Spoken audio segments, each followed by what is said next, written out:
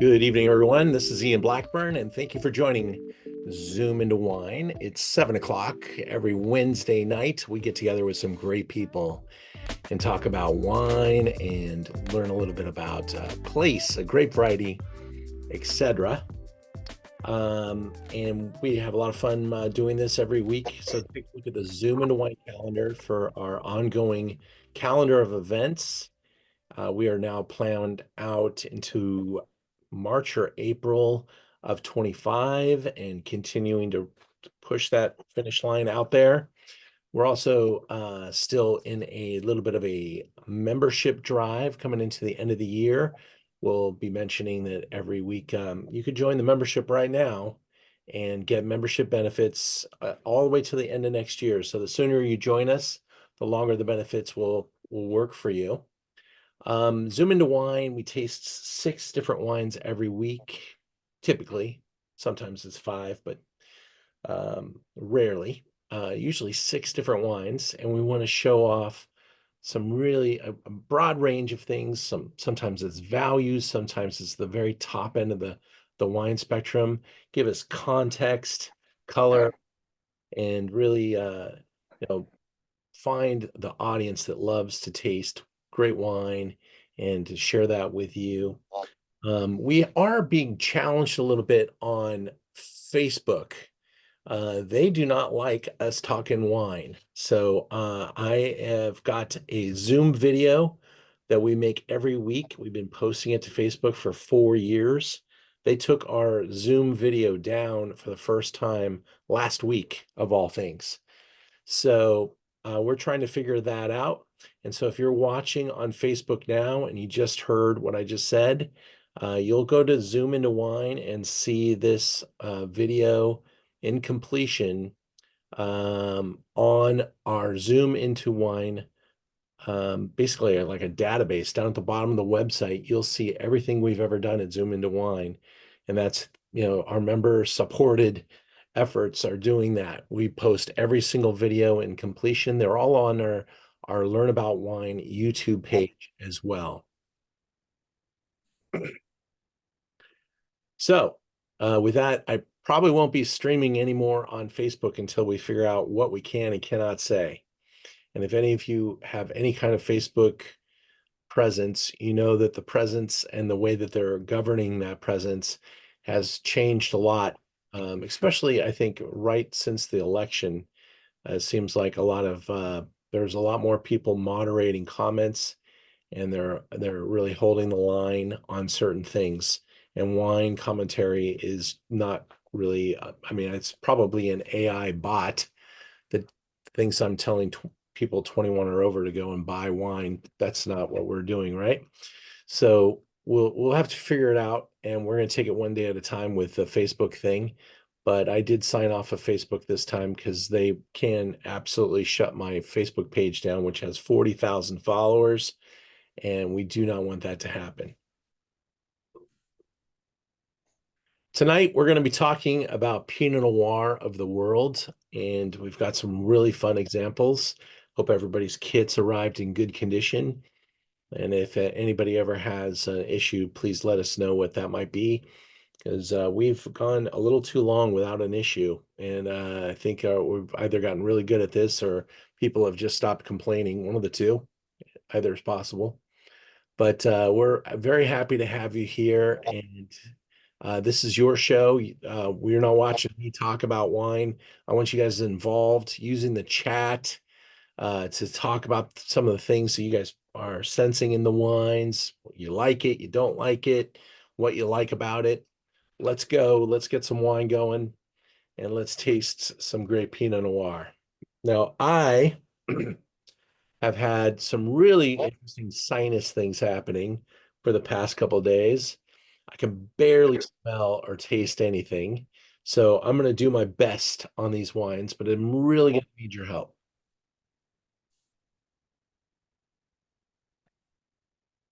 Luckily, we got some very good and nicely outspoken people. Be bold tonight. Come out and let it rip. That's what I'm saying. We're going to start off in Oregon. Now, this is a classic Oregon brand, and this is an absolute thumper of a deal. Yamhill Valley Vineyards, an estate in Yamhill in Willamette. And this is just a small family-owned operation established in 1983. They are the oldest winery, however, in McMinnville. And they just do nice, earnest, hard work. They don't have any fancy pedigreed winemaker, just a nice, sustainable ecosystem. They're very high ethos, and they've been doing it kind of the same way for a long time, making some pretty wines and delivering some really nice quality, dollar value, pretty old school style. But this is their current vintage for the reserve. And I think it's a real banging value. So we brought it in to kind of be kind of an overperformer and to represent the great state of New York. We've got probably 30 wines from New York. This is probably one of the best values in the book. I don't know if you've ever been up there, but it is colorful and beautiful, hilly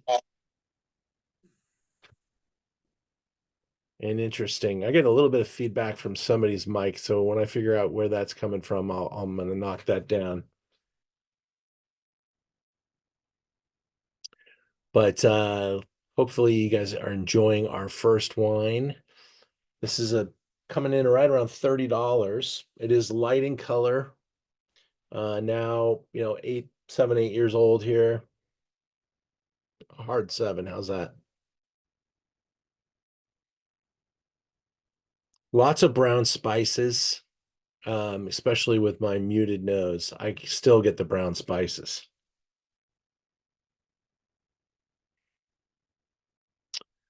This is not over extracted, not overripe, made in a very like right down the center type of a format.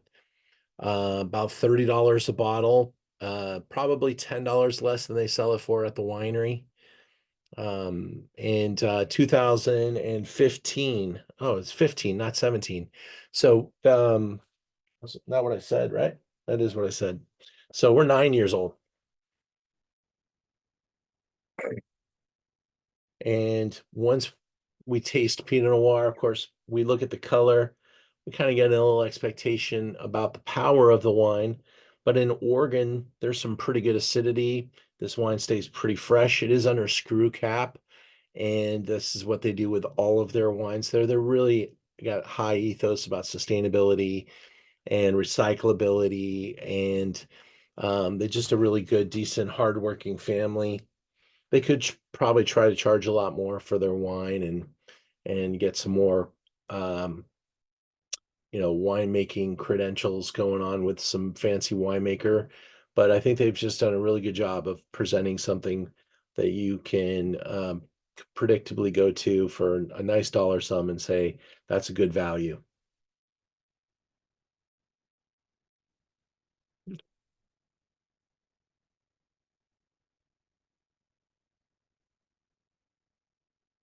I'd love to get some feedback there. Let's see, Lisa Test is coming on and joining us. Don't you think that wine is like nicely alive and fresh for a 9-year-old wine? I think it's got really good balance.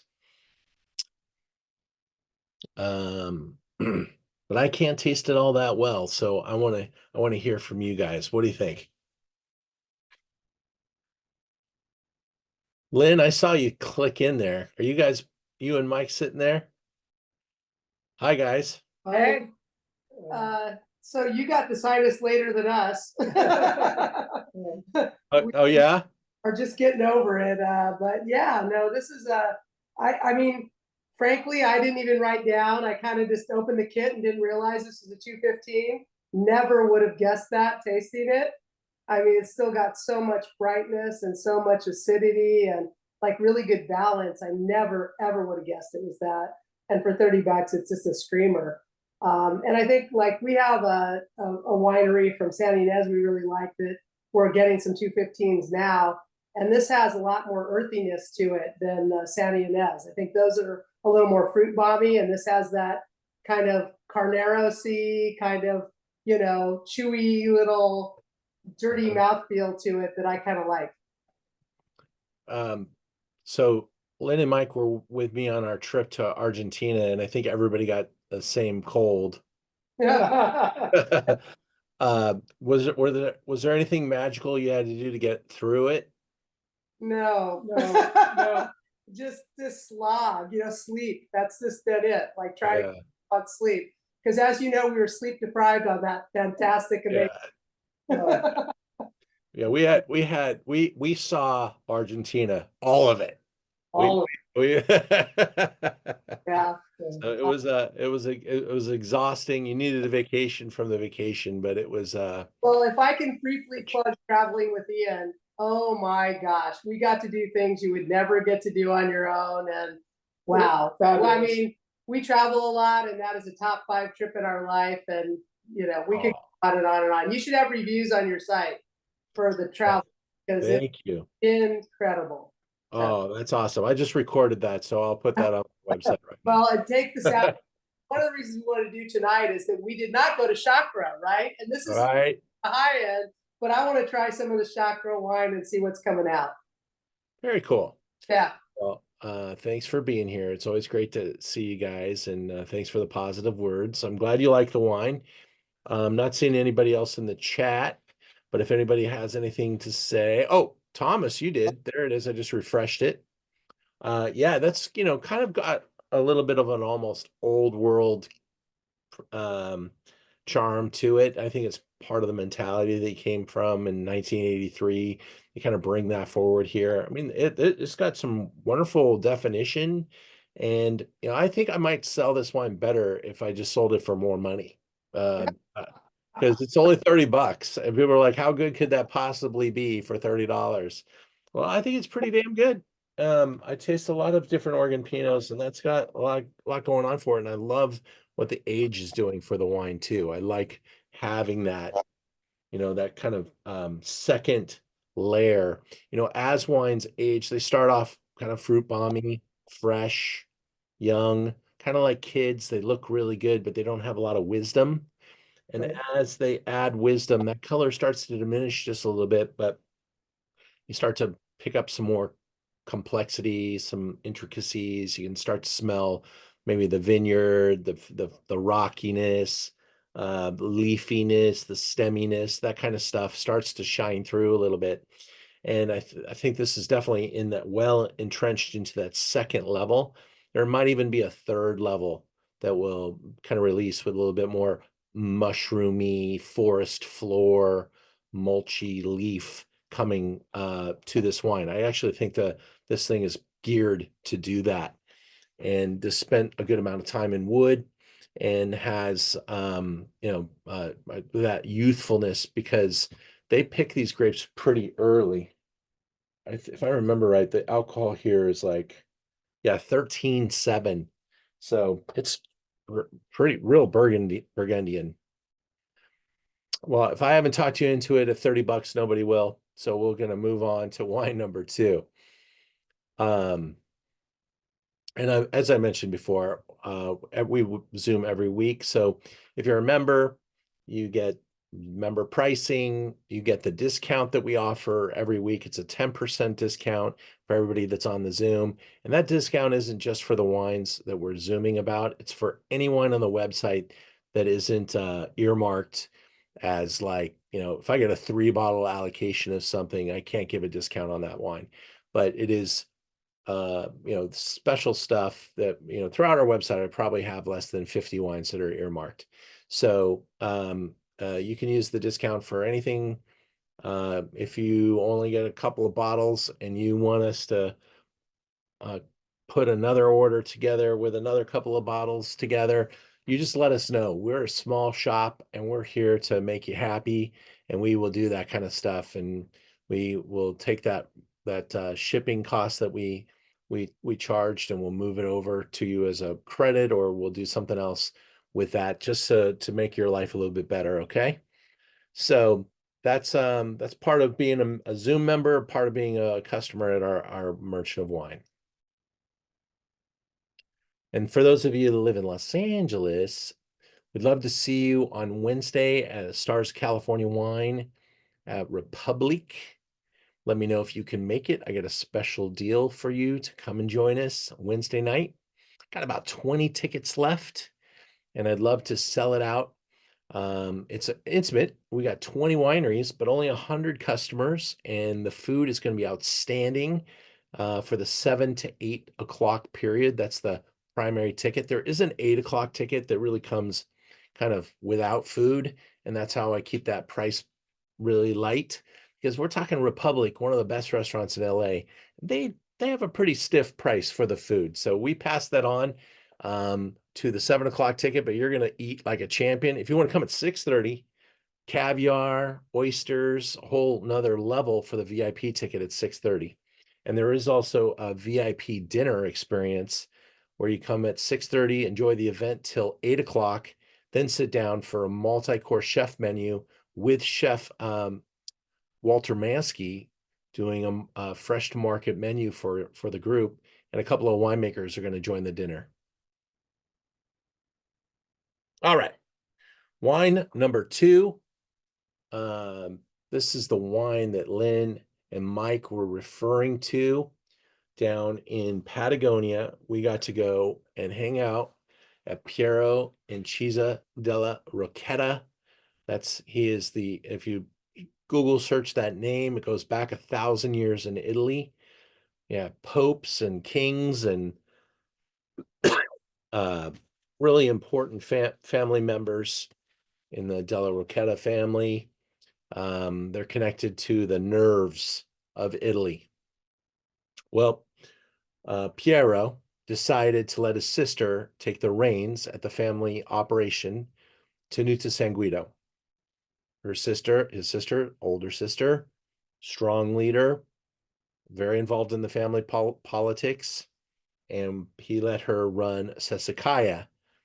And he said, I'd rather not get too deep in her way and the politics of business and all that stuff. And he took some of his winnings and anchored down a Pinot Noir brand in Argentina. Now, he could have just picked anywhere in the world, and he did. He looked all over the world. He loves Pinot, so that was a target. But he looked in Oregon. He looked in California. He looked in Chile. He looked in all over the world, France, of course. And he loved what he found in an old bottling from Patagonia. He saw something there that he thought was admirable, and he decided to take a look.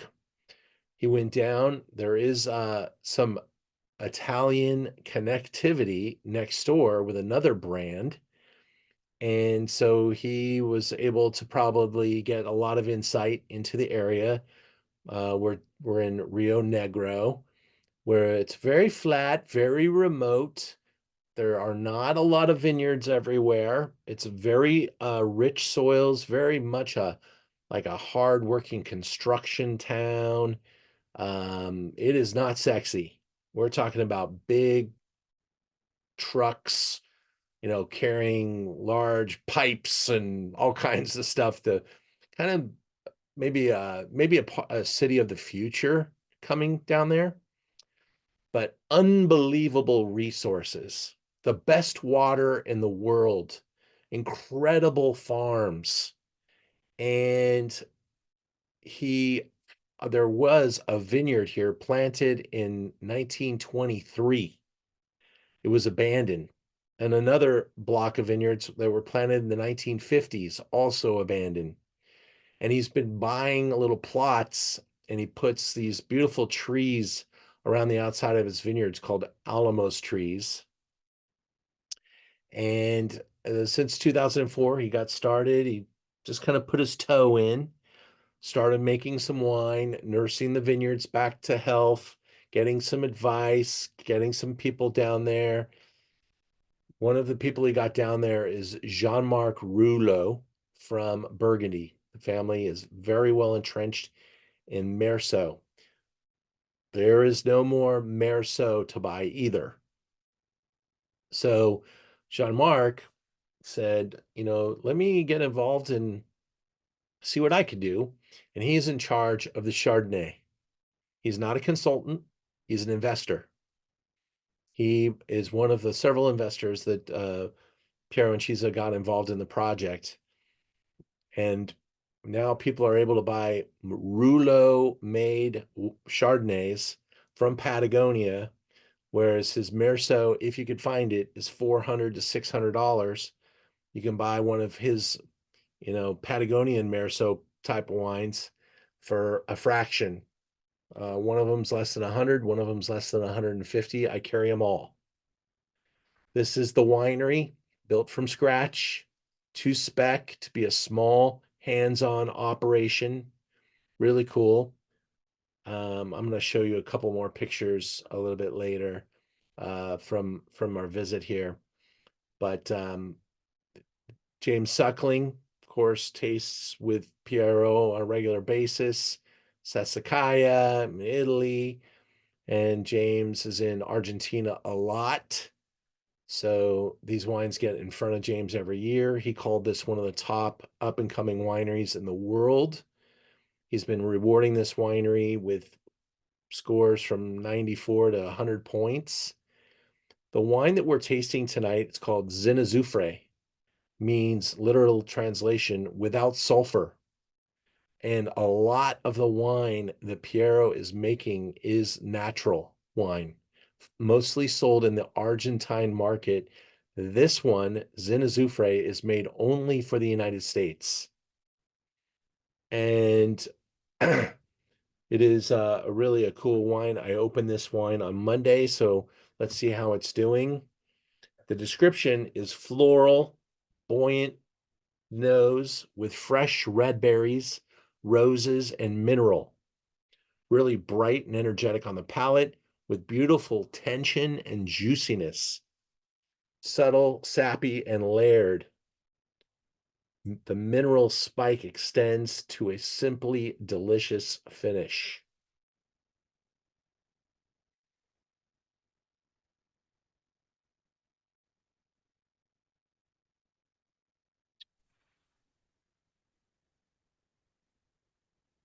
$22, no sulfur. When we were at the winery, we tasted this wine back to 2016. They definitely does show its age, but in a bigger and beautiful way. This is a look at the vineyards, perfectly manicured. There are chickens and all kinds of animals there because this is a fully biodynamic ranch. Chickens, goats, lamb, lots of lambs, rabbits, lots of things you would eat are definitely being raised there. Huge garden, composting. $45 for the Chacra Azufre 2022.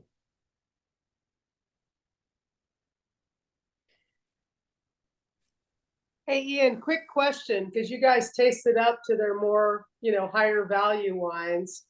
Like, what is the progression you see in those? And because I didn't get to go and I know you carry them. Can you talk about the delta in the other wines? Sure.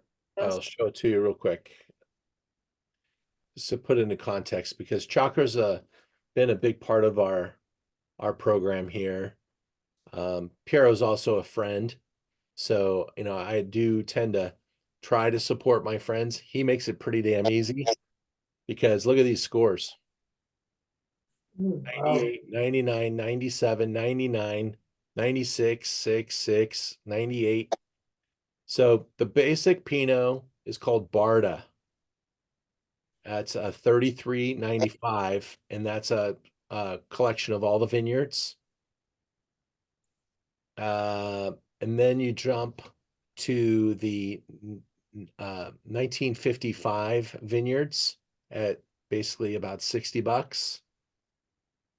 Well, I guess Azufre is in the middle, but here's the thing about Azufre. He makes Azufre from a blend of 1932 and 1955. And so that's done very early on. They're aging part of it, 1/3 of it is being aged in stainless steel, 1/3 of it is in amphora, and 1/3 of it is in wood. These wines see almost all high-end wood. And then the Chardonnays, which there are basically two. Manique, which is the name of the place. And then the Chacra is the high tier. And so you can see it's on quite a run. And I usually get as much of these as I want. This is the first year where they told me how much I get maximum. And it's not a lot. We're talking about 250 cases of each of these wines brought into America. And his Piero is very popular in the big cities. So New York, San Francisco, and LA, we probably fight over these wines. And he's in all the top restaurants. So Azufre is those kind of like the cool kid Pinot Noir with the no sulfur. Not saying it won't age, by the way. He just didn't add any additional sulfur. Sulfur, by the way, is, it's a natural element. It is a preservative. It's there to stop oxidation, and it is naturally occurring in wine. When we do wine, we just make it at the end. We'll measure how much sulfur is in the wine just from nature. And then we tend to make an addition. And in the organic, natural wine movement type stuff, they talk about wines that are natural wines probably need to be lower than 0.04 parts per million of sulfur, free sulfur. And there isn't a lot of data about that on the website or in my notes, but I know that here there's no additional, so it's probably well below that threshold. And when most wineries make a wine, they don't want too much sulfur in the wine, by the way. Sulfur, if you have it in large quantity, it starts to smell, and the smells aren't very pleasant. Rotten eggs is a frequent sulfur comment. So we stay away from rotten eggs levels, obviously, but we do use sulfur to preserve wine, and it's really good at it. And we've been doing it for several hundred years. If you're allergic to sulfur, you know it because you probably don't eat bacon or drink orange juice, because those are products that are just loaded. There's more sulfur in a glass of orange juice than in an entire bottle of wine. So Ian, as you taste up the chakras, like the difference in the, Cinna Azufre versus the Chacra and the Barda, what do you see the difference in those levels of wine? So I think the Chacra, the Barda is just a nicer, simpler, more youthful, a little less dense and less tension than the Azufre. I think they play well into their price point. You could turn up the volume knobs a little bit on the Barda to get to something like a Azufre. Azufre is what it's supposed to be, is that sulfur without sulfur type of product. It is made to be kind of a star in this new world that we have, this new wine world where there's a lot of natural wines out there. He didn't want it to be so expensive that it becomes, something people don't open. But you get into the 55 and you start to feel the age of the vines, the weight in the mouth, and the concentration jump pretty good. But we're talking part of the Azufre is from the 55. Okay. And then the 19, is it 22 or 32? The 1932 lines. That is made like Grand Cru Burgundy, and really probably 5 years wait time is recommended. A lot of tension, a lot of focus, very little play, because it's meant to soften up and round out over time. So very linear and focused. And I would say you've got a lot more openness with this wine and or the Barda, allowing you to open these wines now and play with them. And by the time you get to the top of the food chain, you probably shouldn't touch it till it's at least 5 to 8.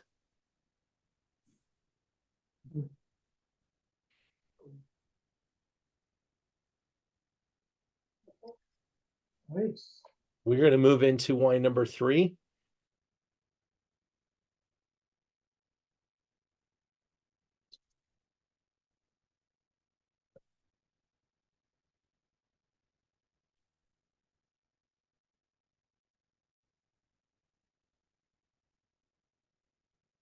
Curran. This is Curran D'Alfonso Curran. These are friends. These are people that have worked the land of Santa Barbara probably longer than most.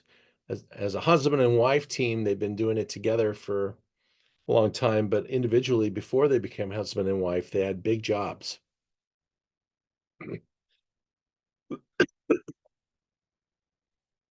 We're mostly in Santa Rita Hills for this wine. And I'm going to play a little video from them. I'm going to get to it so I don't say anything too repetitive. This is the edited video. I laughed when I saw this. It says Chris and Bruno, short version. There's nothing anyone's ever been able to do to make a short version of talking with them. If you go to Bruno D'Alfonso's winery, you're going to probably not leave all day long. And when you leave, you probably ought to take a nap before you drive. And next up on our Santa Let me turn that up. Special, our great friends. Hold on a second. I'm having some problems. I'm going to start it over. Don't worry. What's going on here? The pinky and the brain of Santa Barbara. Chris Curran and Bruno D'Alfonso, thank you so much for joining us. I love you guys, and it's so great to see Still you. having problems. Hold on. I want to encourage, everyone that's watching this. Find out what the heck. I can't get to the volume button because Zoom put the change the slide button right on top of the volume button. Way after a visit to Chris and Bruno's tasting room. It's just really a fantastic spot. I refer people. Seeing if I can get to it or not. This was a problem before. Tonight, this video is amplifying it. Once I turn the volume up, it's all right. Okay, here we go. Let's see if I just start it over. All right, next up on our Santa Barbara special, our great friends, folks that I've been able to have some amazing life experiences with, and really kind of the pinky and the brain of Santa Barbara. Chris Curran and Bruno D'Alfonso, thank you so much for joining us. I love you guys, and it's so great to see you. I want to encourage, everyone that's watching this, being a participant, to come and go and visit some of these folks that are on the show. And you never walk away quite the same way after a visit to Chris and Bruno's tasting room. It's just really a fantastic spot I refer people to all the time. And tonight we're probably going right down the center lane, showing off one of your Pinot Noirs. That's something you do very well, and I've seen different iterations. This is a fantastic Santa Barbara ambassador for Pinot Noir. So when we started putting this together, this was kind of like the first wine I put into the stack. I said, okay, we're going to build around this one right here. Of course, we're in the Santa Rita Hills. And how many acres do you guys have out there? We are on 2,700 acres. That is part of the original Santa Rosa land grant, that piece that was broken off back in the 1800s. And so our winery and our house are both on the property. We don't own anything other than wine and winery equipment. I see. So you're residents of the property. We are residents of the property, yes. Very good. We've been here since 2000. First vintage was 2007. Oh, wow. Well, it seems longer than that to me, but Well, we moved in 2001, right before I opened up Sea Smoke out in Lompoc. And so it was fortunate because we moved in August of 2001, and 2001 was Sea Smoke's first vintage. excellent. Yeah. When you visit the winery, it's just a really great industrial space and allows for you guys to play with a lot of fun ideas. And it looks like he's working with some dry ice. Is that Pinot Noir? That is Pinot Noir. That is looks like it's actually it says Rancho La Vigna on it, so it must have been our small production of Rancho La Vigna. We also do small production of Sanford and Benedict in bins because they're too small to get up on our jackets on our larger red wine fermentation tanks, which are outside. So the dry ice lowers the temperature and has kind of a protective gas release there, Yeah, right? you don't want to be putting your hand in that. Right. Oh, And how many different Pinot Noirs will you make in a year? oh, currently we're probably doing, we do the Santa Barbara County, we do Rancho La Vigna, we have a Rancho La Vigna, a reserve type of wine. So sometimes we'll do different cultivars. So we have currently 115, 667, and a 777. So we could bottle those separately. We tend to like to do the balance together. Each cultivar brings in a different component to the blend of Pinots. So we probably can do anywhere. And then we have Sanford and Benedict. We'll probably get around six different Pinots usually. Well, when you visit, you'll also see a number of different projects that you guys take on. How many grape varieties are you working with at this time? Do you guys even know? I think this year we are at about 16 different grape varietals. Oh, awesome. So what is your how do you describe this Pinot Noir when people pick this up and they are looking at it in the glass? What is it that you want them to see and experience here in your Santa Barbara County Pinot Noir? I think the most important thing is to really understand or to see that it's when we're making wine, we don't want to see any flaws. We want something that is fruity yet is extremely well balanced with tannins, good acid, nothing flabby, and just really a well-rounded, it's just like what you want to see in people. You want to see well-rounded people. They have interests, they engage you.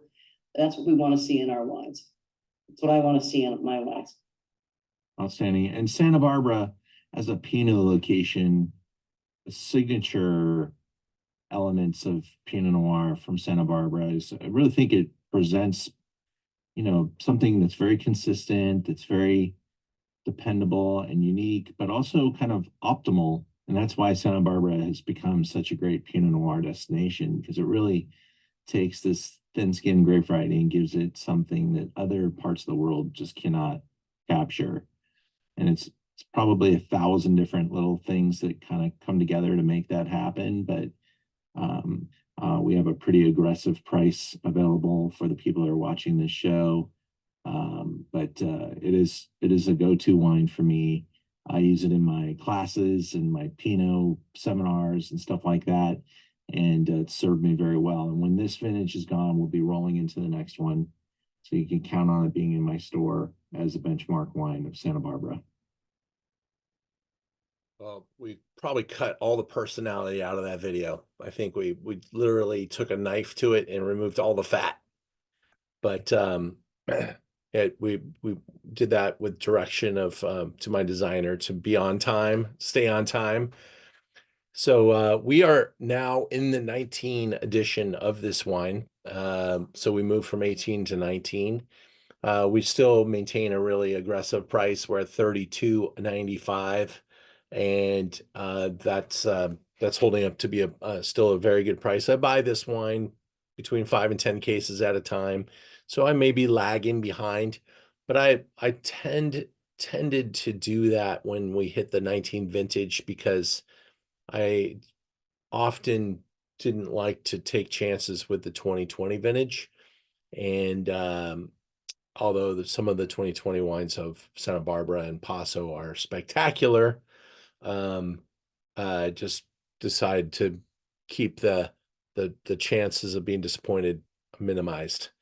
So that's why I still have some 19, but I'm down to probably my last case of the 19, and we continue to use it in our programs, in our classes, and it's just a really nice representation for Pinot.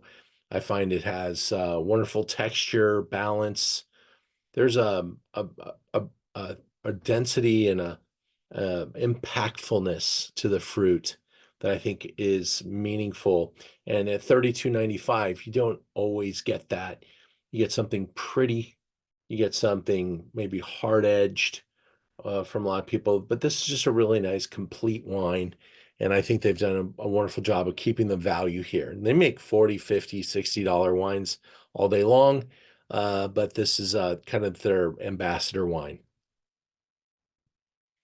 Any comments, any questions about that wine before I move on?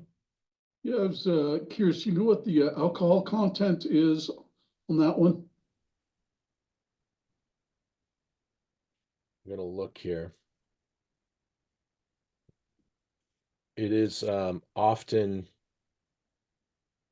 talked about by Bruno, who's a numbers machine, by the way. And he's going to be very on it. You know, both Bruno D'Alfonso was winemaker at Sanford for a long time, and Chris was at Sea Smoke, and she had Curran wines. And when they got married and they combined their styles, they also combined their ideas. And so between the two of them, they have an incredible I guess you could almost say they're, they can be very boldly confident in their wines because of the numbers. This is 14-1 on the back label. And I think that's pretty much in the same. Most people are in the 14s in Santa Rita Hills. You'll find a couple of people push the ripeness boundaries in that area, but for a wine like this, it's just right in the center lane.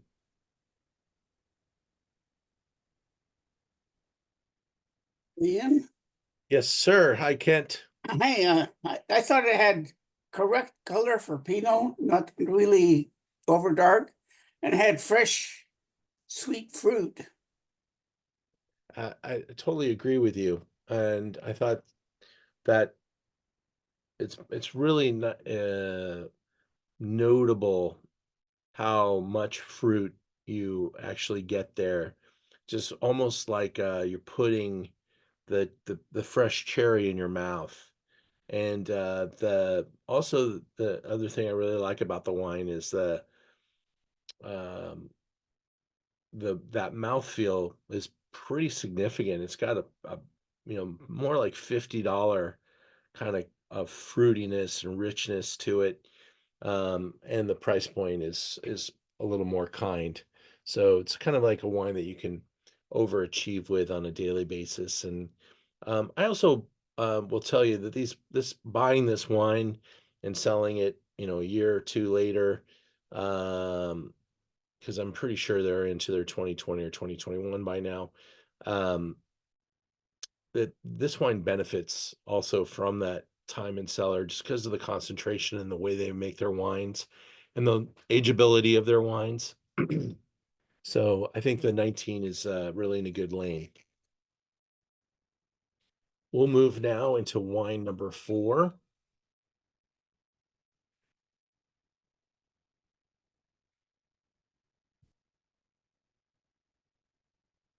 If you were with us last week, we tasted a wine from Alfaro. It was their A, and we carry both the Alfaro A and this wine called Trout Gulch Vineyard. This one is a 2021. We're in the Santa Cruz Mountains. So we have gone from Oregon to Patagonia to Santa Barbara to Santa Cruz Mountains. Santa Cruz Mountains is a much better appellation than probably, if we were to sit around a campfire and just say, hey, name off some great grape growing appellations, I'm going to guess a lot of people are going to miss saying Santa Cruz Mountains. The problem is that they sell most of the wine that they make in Santa Cruz Mountains around the Santa Cruz Mountains. And they don't have like a huge number of large volume brands. There's a good number of quality brands that are out there and stuff, but this is a store like me says, hey, I got to have at least a couple from Santa Cruz Mountains. So I probably don't have a great representation either, so I'm not really helping the Santa Cruz Mountains cause, but I'm very proud of the wines that we carry from Santa Cruz Mountains. And I think whether it's Cabernet or Pinot Noir or just something else from that area, you're going to see a really great wine. That's the brand Ridge is right over here, Mount Eden. There's some really good producers in Santa Cruz Mountains. And this one's been around for a while. It's about 75 acres, family owned and operated. And the son has recently taken over winemaking. His name is Ryan Spencer. But his father, I've met him 20 times over the last 20 plus years in the wine industry, different events and stuff. Pretty to himself, kind of quiet. And I think that's why a lot of people probably haven't heard much of the Alfaro brand. If you didn't go and visit their winery, you may not have seen this before. And I think, the big guys charge a little bit more than these guys do. So these guys are just kind of a nice, comfortable find. But the son has got some personality. And he is going to be hard to contain because he also makes some of the wines under his own name, and they're getting some big scores. And I think the son's personality is going to outshine kind of dad's willingness to stay a little bit below the press lines and live within the scores that he gets and have a nice little modest business. The son's going to blow this thing up. Great site, wonderful exposition. That is the ocean that we're looking at on the other side of those trees. Higher elevation. When you have hillsides, you have thinner soils. The grapevines have to work a little bit harder. They keep the plant size a little bit smaller, and you're going more in the quality direction, keeping lower yields, less fruit, smaller fruit, more concentration, more skin, less juice. And so you get more character. And this is their single vineyard, Trout Gulch. We're going to open that up and read a little bit more about that too. We're up to a whopping $44, and I'll tell you right now, most people, a single vineyard like this is at least $60. Mm.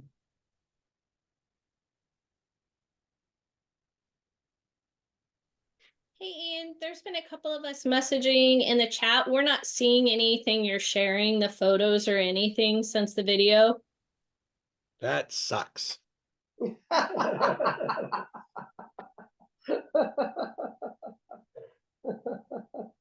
Thanks for telling me. Hmm. Never done this before. It's my first week. I'll just take you back a couple of slides then. Here we go. Now we're talking about Alfaro family, Trout Gulch Vineyard. And the label looks like a little bit like it's from kind of the hippie moment of the 1970s when the family kind of got rocking. Santa Cruz Mountains, there's your map just below San Francisco, right along the 101. See Ridge. 75 acres.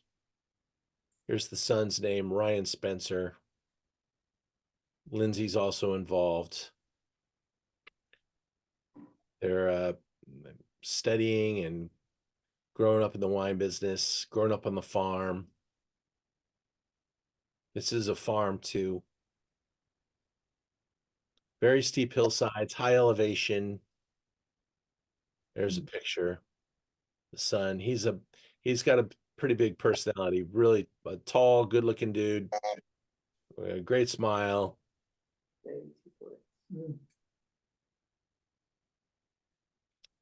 Description of the wine: floral tones of hibiscus meet with a brisk raspberry and pepper on the clean, light, and lovely nose of this bottling. Cherry candy, iced Jamaica flavors, or jicama, I'm sorry, jicama flavors are cut by the focused rocky minerality on the palate, where the texture is tight and young, but ready to enjoy.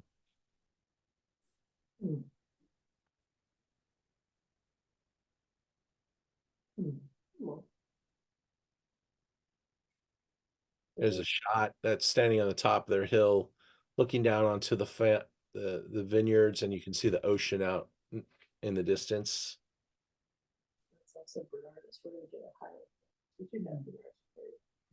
$44 is our price point.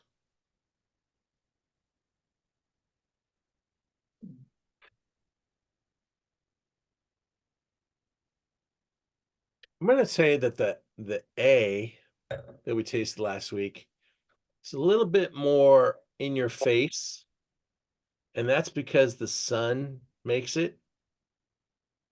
Whereas this one's a little bit more like his dad, a little bit more restrained, kind of conservative.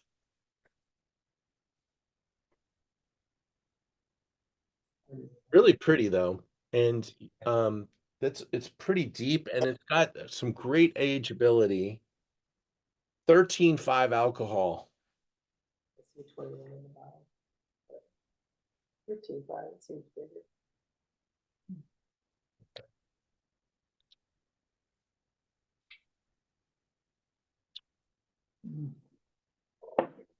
Pretty tasty. We're stepping up. We're going to Bernardus down the street, Monterey County, Santa Lucia Highlands, SLH. This is the Gary's Vineyard.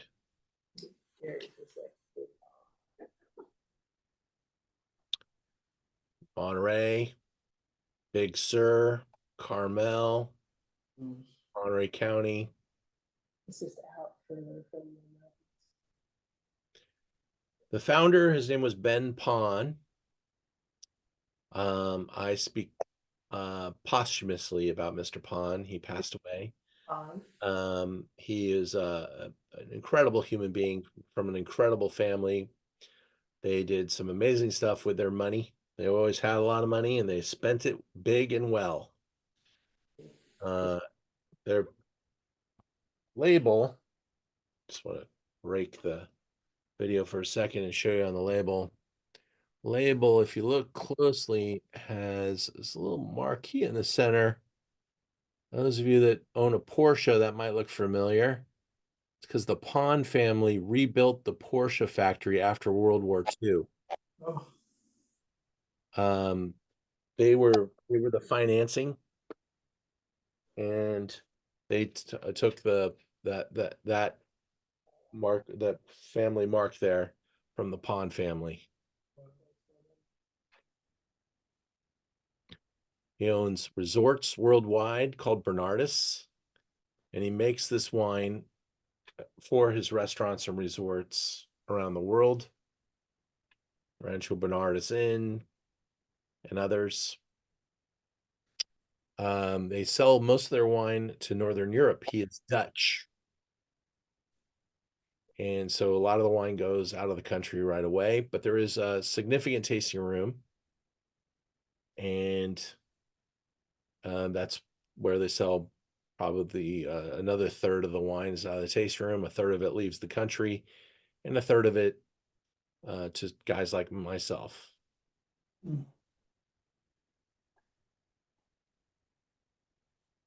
There's the Bernardus tasting room in San Lucia. It's a nice compound. Now, what we're tasting is their higher end wine from the Pizzoni family. And the Pizzoni family's the reason that people put Santa Lucia Highlands on the label.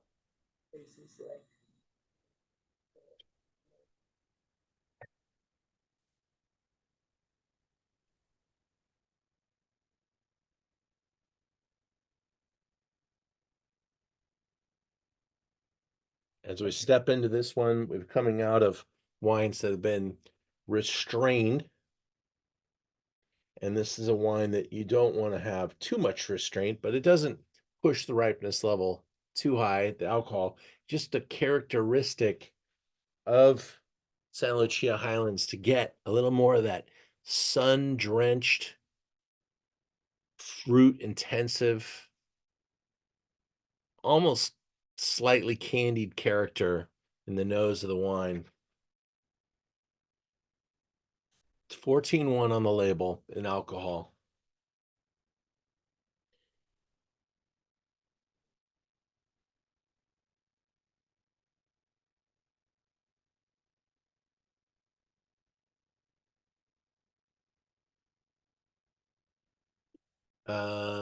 Bernardus Lodge down the street from the taste room. Superb. I'm not sure if they sold the hotels to different people. I thought that both properties were within the same new family, because when Mr. Pon passed, there was another Dutch family that basically agreed to buy the property long ago, and upon his passing would succeed. That's how the transaction worked. And I think they took everything, but they may operate it differently and kind of. Well, they told me we were there a couple years ago, and they said that they're no longer related, although you still get a glass of Bernardus Sauvignon Blanc to drink while you check in, and there's a free bottle of the Sauvignon Blanc in your hotel room, and so on and so forth. Beautiful place, and they have a great restaurant there, and beautiful area, Carmel Valley. Right, Cool. really nice. Must just be the way they separate the ownership, operations, management Could stuff. be. Yeah, I don't know. Could be. Yeah.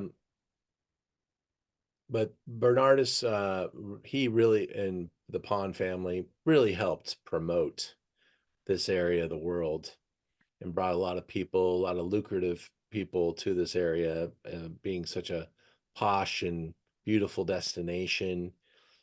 And so the Bernardus family gets, the Bernardus team gets a lot of cooperation, and they've they still work hard for the area to help promote it. And so it's a good team. Hey, Ian, I Ian, also, sorry to keep telling you about problems, but now we have black screen. Black screen. Yeah, so we still can't see pics. There I you know. go. What's going on with me today? Did you see any of these? No. How about It- the map? Yeah, it's probably the whatever the head cold thing is you got going on, because I've been struggling with that the past couple of days too, and I feel like my brain is outside of my head. So Well, thanks for understanding, but I'm still not happy. I'm screwing up. So Ian, I also recently heard, I thought that starting, I don't know, next vintage, Gary's is going to be only in the Patagonia family. They're not going to be selling grapes outside, which is kind of a shame because that was, there were like, I don't know, 12 wineries or some more than that making Gary's Vineyard Pinot and Chardonnay and Syrah.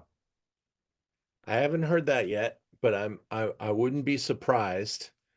Um, you know, every time I go to get some of it from the Pizzonis, they never have it. Yeah. It's very hard to get. They tend to get the biggest score for that wine of anybody. And yeah, I think Gary Pizzoni was a very good businessman in the way of building the brand by making sure everybody could get some of that fruit. But now, it's time to take that fruit back and do what they can do with it, especially with some of the vintages we've had. There's been some really short years. I don't think anybody even made a wine and a couple of vintages from Gary's. I think there's been some scarcity. So I think that I wouldn't be surprised. I have not heard that, but that is you're closer to it than I am being up there. And I wouldn't doubt it. I heard it from the Morgan Winery, for what it's worth. They've had a Gary's for a long time, and they said it was their last vintage. And there you go. Yeah. Well, it might be a good idea to accumulate a few Gary's vineyard wines from some other people. But Gary Pizzoni and his good friend Gary Francesconi, Pizzoni and Francesconi. So the Garys, they're the ones who really, planted and championed the Pinot business in Santa Lucia Highlands before Pinot was even blown up. I mean, these guys are just animals that way, and they knew they had a good thing. They knew what they were doing was the right thing to do.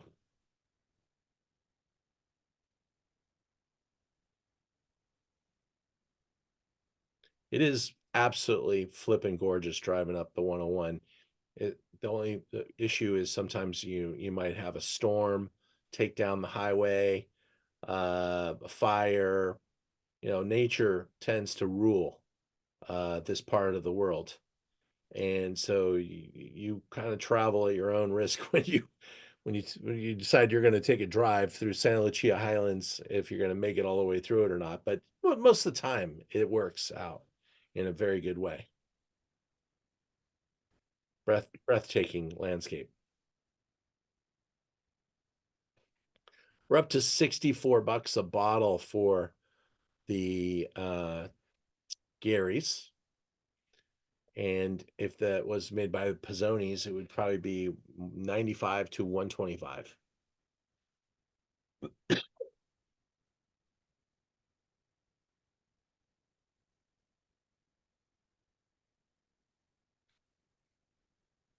Comments? What are your ideas there, guys? Natalie, your turn. I tortured you already. This one's my favorite, I think, so far. I love the I can definitely get the boysenberry and the spices. but yet it's kind of smooth, Yeah, it's silky and elegant. So I like this one. the concentration here is popping out of the glass. It's a bigger, bolder experience than the past few wines. I think you went from pretty and balanced to more. This is definitely muscular. If you look at Gary Pizzoni, you can't really tell where his fist ends and his arm is like a tree trunk. I mean, the guy planted this part of the world himself, so he is like a big dude, low to the ground. I think he's I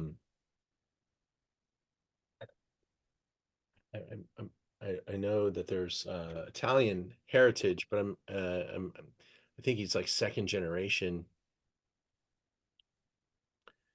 But really got just incredible energy and has worked really hard, and now his family is coming in and uh, benefiting from all of his hard work and still taking things up. Um, the family's now got a fantastic female winemaker who's been recognized as one of the top winemaking personalities in the world coming onto the scene. And so they've got some big ideas for the future, and I think this is going to be the Gary Pizzoni wines are going to be things to be dealing with in the future. For now, we're tasting the Bernardus version, which they do a great job of framing. I think it's really similar. Whenever you taste a Gary's wine, they always have the same consistent that fruit quality. It's almost like buying a Beckstoffer or a Gary's. There's just like a fruit quality there that you're going to be able to count on. And this is a great Pinot Noir anywhere in the world.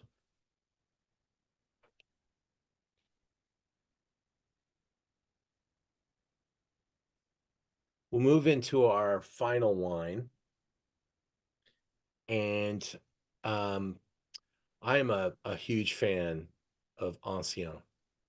This is a wine that I worked hard to get for the store. It's not available typically to outside accounts, so I doubt you'll see many people have it, but this is a Sonoma Coast project called Thornton Vineyard. This is Wow. 2021.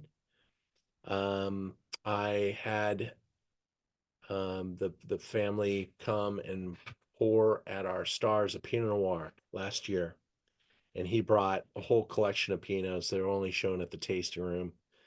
And this one really caught my attention, and he told me it's not something they sell away from the tasting room.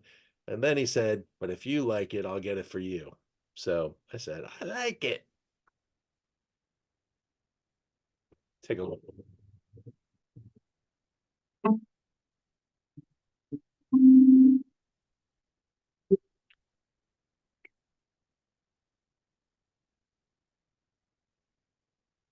There are very few winemakers in Napa Valley that focus solely on Burgundian varietals, and Ken Bernard from Ancien is a master at it.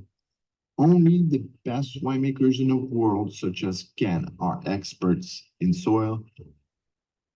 Very few winemakers have the extensive understanding of terroir, clones, and rootstocks. His Pinot Noir and Chardonnay straddle between the Burgundian style wines that are incredibly aromatic, savory, and earthy with great acidity. Ken takes full advantage of our temperate Napa climate.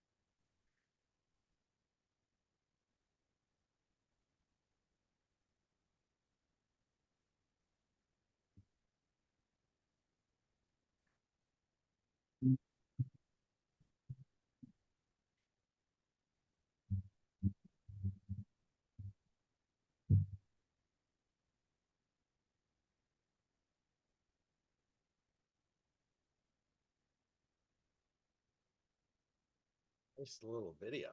I love the footage there. It was fantastic.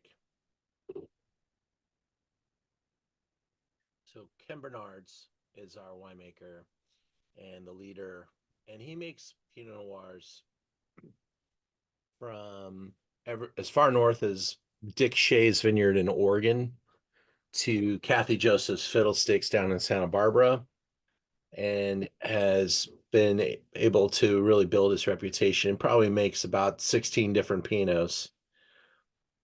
He's a perfectionist, and he's understands the craft really well, and he's been very patient and just stayed focused on Pinot for a very long time.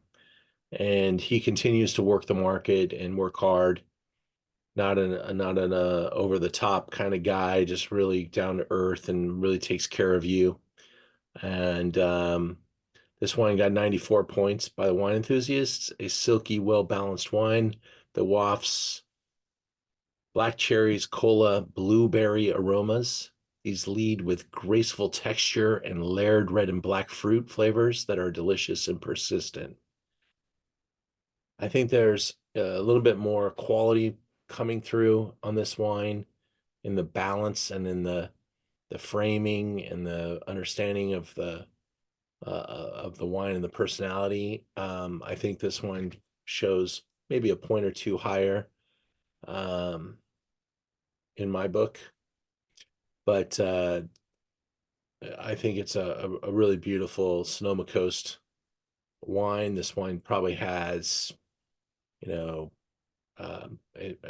another year or two before it hits its kind of drink me window, but it's already showing you that it's going to be a great wine. 21's a great vintage, and I think it's special and pretty rare.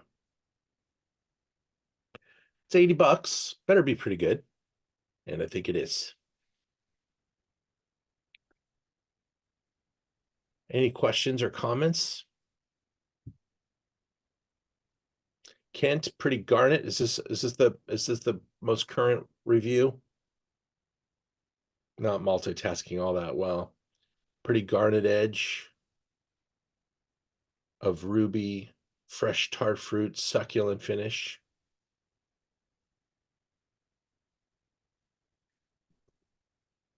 Yeah, Thomas, I didn't have a hard time tasting the Garys either, nor this one. They both penetrated. I would agree with that. These are both very good. They're classic Sonoma Coast versus Gary's. Yeah. It's very interesting. The sense of place is really coming through. We didn't used to get that in California so much. It's really cool. Yeah, yeah. And I think, that was the idea behind the lineup tonight, kind of going all over the place, and showing us some different ideas. Didn't want to start off too low in the food chain and lose that place concept. I think that's a really good thing that you captured there. Oh, sorry. I was just going to ask you the Sony family winery winemaker you were talking about. Is that Bibiana Gonzalez? Yeah. Yeah. So there's two wineries I discovered through the late lamented California, the Connoisseur's Guide to California Wine. One was Catria, which is hers, and the other was Beekeeper. You got great reviews in Beekeeper. Thanks, man. Thank Yeah. you. You got 3-star reviews in that publication. It was awesome. A lot of winemakers were very upset because I was the only one to ever get those 3-star reviews. It was awesome. Yeah. That was a magazine that unfortunately passed when one of the owners aged out and couldn't continue to go on writing. But he was really well thought of, especially in the Zinfandel world. and he was instrumental in getting my wine distributed, honestly. Yeah, Viviana is a bankable personality, and she's making some amazing wines in Sonoma, and with her marriage into the Pizzoni family, she'll be taking over a lot of ideas there too. So it's going to be a powerful brand to watch.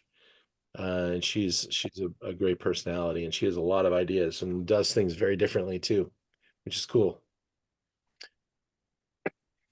I'm sure each of you have different favorites for different reasons.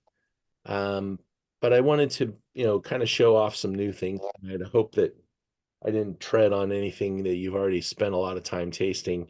That's also something I really enjoy, is just being able to open up things that maybe you haven't tried before, and show new ideas. And we'll do this again very soon, because there's just too much good Pinot Noir in the world. And frankly, I've been buying a lot of it. So the store's rich in Pinot Noir, and I like it like that. It's good. But I do also hope for a very strong holiday season. And if any of you are gifting, we that kind of business, and we can wrap things and send things off for you to different places with special little notes and stuff inside. We're not much of a basket house. We just don't have the real estate to be able to do that, nor the team. It's just a couple of us here. But we sent off 35 packages today and 20 yesterday. So it's been nice and busy start to the holiday, and we hope to keep it going. Like I said, we continue to Zoom. The Zoom into Wine calendars got some really fun events on it. So I'm going to show you that real quick. And when my head cold goes away, I will hold myself a little more accountable to keeping the Zoom video operating at the right level. But I am next week hosting an event here in Los Angeles called Stars of California Wine. And then I'm taking a group to Europe and celebrating my wedding anniversary on the 27th. And then going to be in Barolo the week after. And then I'll be back with you Zooming in December with one of our really special gatherings, the Heroes of Cabernet. And I just want to take a quick look. We do sell that, unfortunately, through Learn About Wine. Fortunately or unfortunately, I sell it over there because the rules are a little different. And I bankroll this thing. I'll Learn About Wine by making videos and paying for all the time and effort to do that. We're going to be interviewing a gentleman named Ian Cobble, who's partner with Trevor Sheehan. He's a master somm, and Ian Cobble helps make this method wine. John Charles Boisset. We don't know if we're going to get John Charles. We thought we were, but we might not. But we're going to try. We're going to keep trying. We got a couple more weeks to figure that out. Frank Altamura, Paul Hobbs, Kirk Vingay, and Celia Welsh. She's the winemaker for Scarecrow. This is her How Mountain wine, the Castile Estate, Vengay Beckstoffer. It's a pretty awesome lineup. And we go from $15 a bottle to $200 a bottle. So we'll cover a lot of ground on that particular night. Love to have you join us. And let me see if I got one more to show with you before the end of the year. Barolo versus Brunello. 3-on-3, 3 wines from Barolo, 3 from Brunello. Really good stuff. That'll be on the 18th of December. The next week is Christmas, so we'll take that day off. And the week after that is January 1st. So I'm going to do a free event because you can't get anything delivered on January 1st. So I'm just going to invite you to come join me here on Zoom with a bottle of wine. And we're going to talk about some of the things that we saw in the past year and where things are going to be going in 25, kind of making some predictions and talking about, the business of wine a little bit on this particular night. So if you're up for it, you can join me early on Wednesday, the 1st of at 7 o'clock there, and we'll just talk about some different things, and there will be no cost for you to participate. We'd love to have you. And then we get started with some fun projects, because when I'm in France, I'm going to be going to Champagne, and I'm going to interview the winemaker at Guy Charlemagne, and we're going to offer to send out a half bottle of champagne for that program, or a full bottle. So you can do either 35 for the half, 65 for the full. This is one of my absolute favorite picks for the holidays as well. Friend of mine is working for the importer. Didn't get any special deal or anything, but got some insight that I can get enough of this wine to make it our kind of holiday pick. It's about $70 a bottle, which when you think about how much, Veuve Clicquot and stuff like that cost, this is the bargain right here. This is Grand Cru, single vineyard, Le Mesnil. And that's saying a lot right there. So Blanc de Blanc that you can really bank on. It's going to be a great bottle of wine. I think you're going to love it, and I'll have hopefully a nice video interview in Champagne to share with you guys in the future. Any comments or questions? No more Dodgers for me to talk about for the time being, but I did represent when I was in Argentina, and we were at an Irish bar watching the games, and I was walking around with my Dodger hat in Argentina, and I found a bartender wearing a Dodger hat. It was a good time. I think I promised a few more pictures. So if you guys want to bow out, you can. If you want to stick around for me talking about my Argentina trip a little bit more, I will just continue until nobody's there to listen to me anymore. But thank you guys for joining us tonight. Thank you, Ian. Always great. Thanks. Awesome. Thanks, guys. Thank you, Ian. Pleasure. Yep, thanks. My pleasure, guys. Thank you. Thank you, Ian. I enjoyed it very much. My pleasure, Kent. You be well. Ian, Yeah, did you get the message I sent you earlier today? I might have, Kent. I'm been pretty rocked. We got destroyed. I'll probably be able to answer it by tomorrow. Oh, okay. Apologize. I know I've got over 500 emails right now. Goodness. Let me get my photo stream up here. I haven't planted the video into. Yeah, go back. Let's see here. I think they're still kind of wild in here.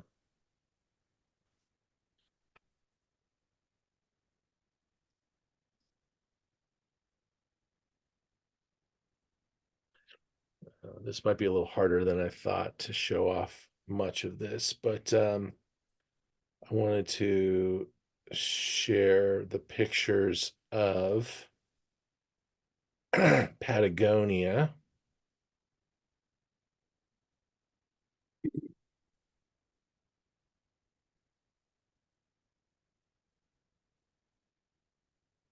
I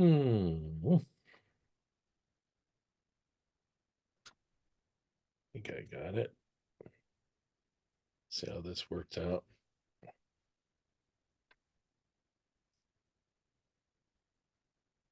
Okay. How can I do this? I gotta batch organize these, clear this batch, edit photos.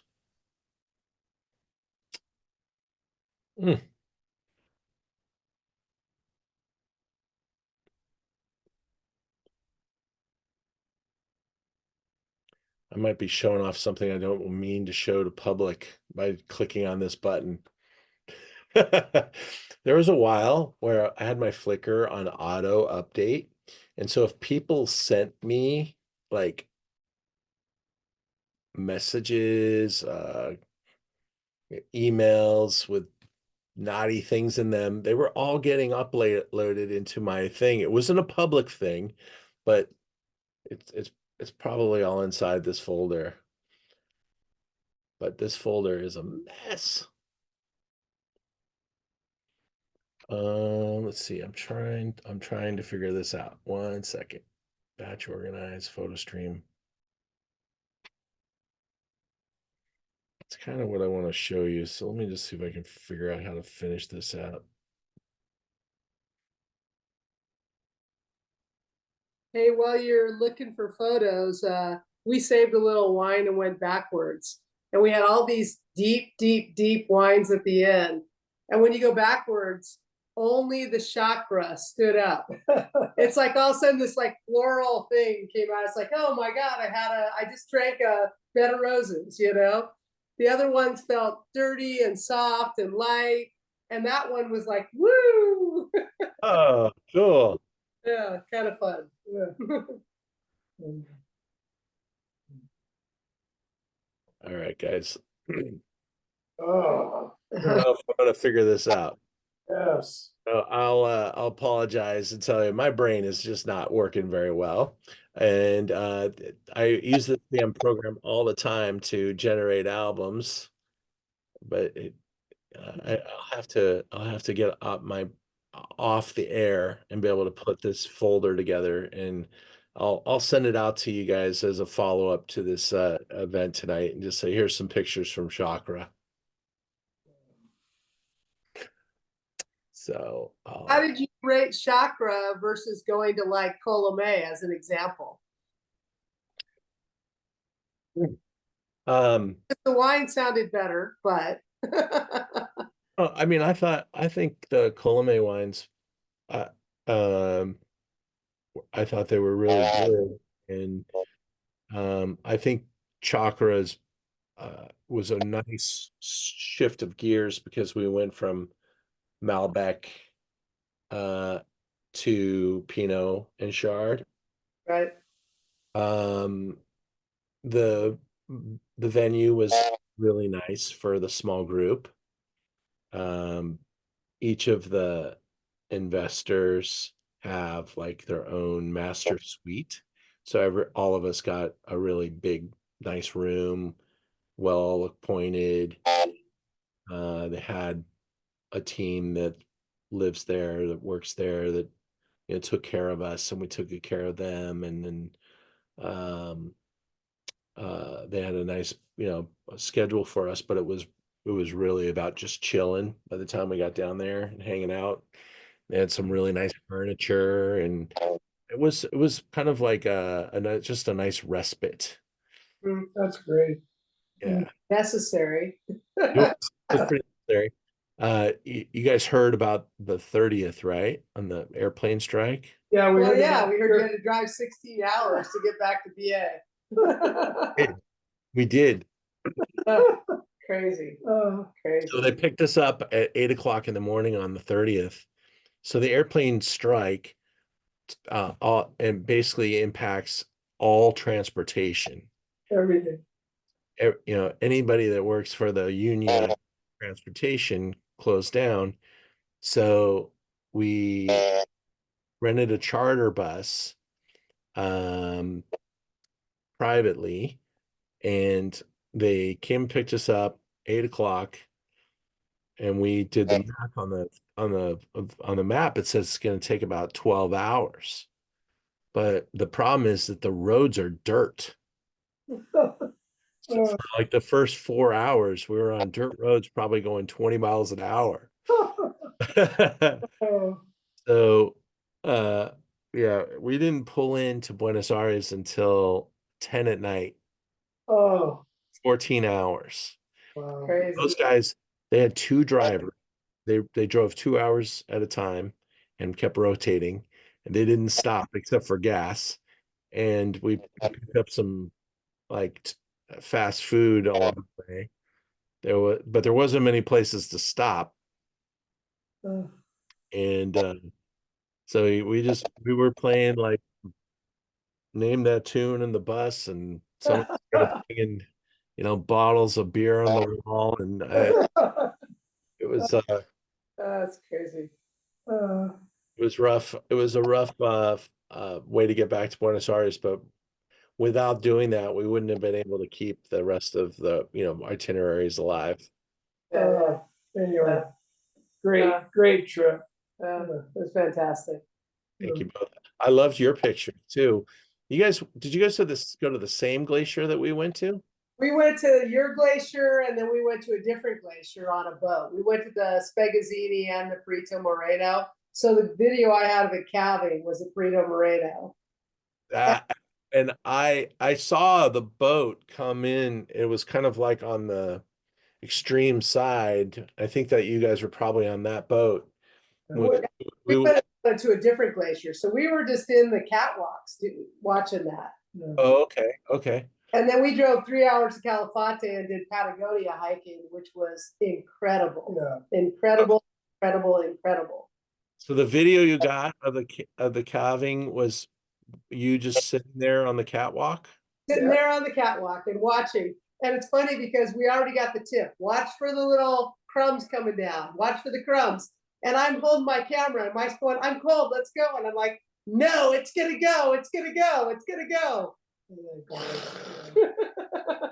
Lynn, I shot 200 videos and didn't get any of it. We're all a family here. Yeah, no, but I seriously was like so thoroughly entertained because I did see it. I just, it would happen over here. Oh, let me see. Too late. It's over there. That's like, where's Waldo? Yeah, it was And great. that sound of that ice cracking and falling into the ocean is so amazing. Absolutely. Pretty amazing. So again, we're both, I think we're still awestruck by the experience.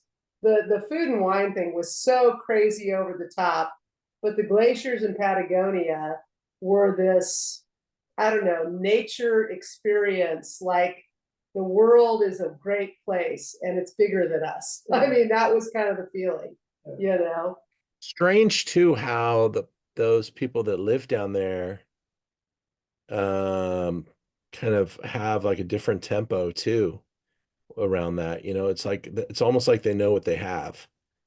And I loved, obviously the people that work on the glacier, they're amazing human beings. And that was really especially coming off of that food and beverage high, to be able to just sit and watch ice melt for several hours was amazing.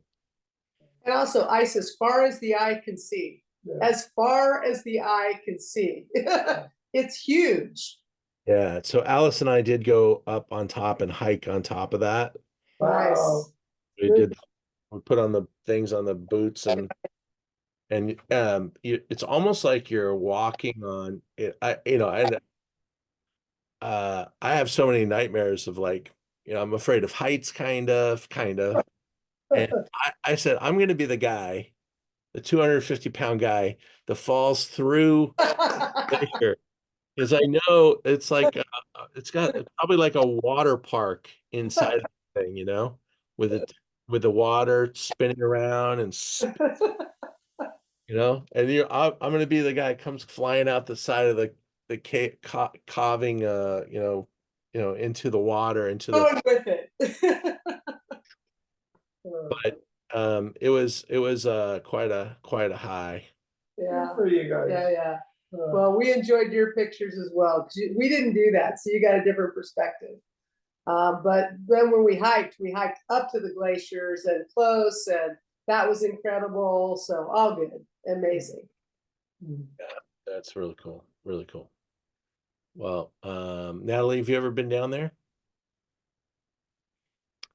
It's a really cool spot. Not yet, but it's on my list. I move it up your list. It's better than we thought it would be. I mean, way better. And what's amazing too, when you get down there, all of a sudden you're in one of the, I don't know if you guys went to one of the lamb restaurants, but that lamb. He ate a freaking half a lamb one night. I'm sure of it. It was so good. And by the time we were done with this trip, we were capable of eating a half of a lamb because we were so the feasts that we were eating were so big. Yes. Yes. For lunch and dinner. Yeah. Yeah, I felt bad for that one winery that we went to, because we went to this one winery for a lunch that went probably 4 hours, and they just did this huge barbecue for us, and it was kind of like our first huge meal sitting down there and in Mendoza. And then we almost immediately 2 hours, 3 hours later ended up at this fancy dinner restaurant. Michelin starred 9-course dinner after Yeah. 4-hour lunch. Like, really? I don't think that we did it justice, because the food. And I think everybody did a good job. It, So sign up for Ian's trips. If this isn't enough of an endorsement, I don't know what would be. It was incredible, incredible, incredible. I don't know, you So- set a high bar. Yeah, high bar. I don't know. oh, it honestly, we're so fortunate because so much could have gone wrong. I could see us driving up to Salta, and we had a rainy day like before we got up there. Sure. Those dirt roads could have collapsed. We could have been one of those people trapped in one of those little villages where the rug makers for 4 days or something. I don't know. Yeah, Mike would have owned 5 ponchos and 5 hats. I would have had time to make 5 ponchos.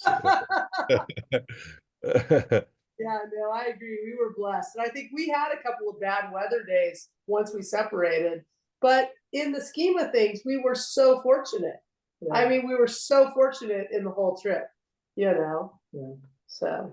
Yeah, even with a bad, strike news, we were fortunate to come up with a scenario, a way to work around it, because we were pretty far off the beaten track. Thank you, Anyway. Ian. Okay, thank you, Matt. Pleasure, guys. Speak well. Thanks, Thanks, Natalie. Take care. Yep.